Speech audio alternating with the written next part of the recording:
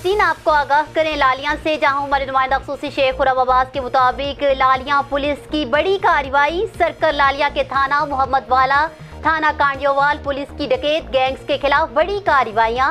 4 मुलजिमान गिरफ्तार, 8 लाख रुपए से जायद माले मसरूका, नकदी, मोटरसाइकिल और नाजायज असलहा बरामद कर लिया गया।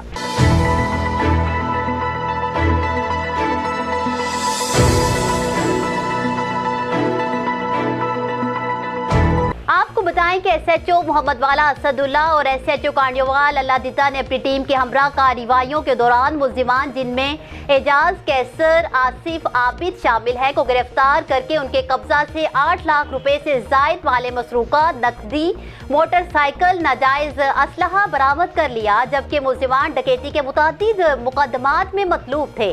District police officer Bilal Zafar Sheikh की हदायत पर पुलिस का जुराइम पेशा अनासर के खिलाफ क्रैकडाउन जारी रहेगा, जबकि मुलजिमान से मजीद तफ्तीश का अमल जारी है। न्यूज़ स्टूडियो से फिल वक्त इतना ही। मजीद खबरों और अपडेट्स के लिए देखते रहिए BBC 11 हेडलाइंस न्यूज़।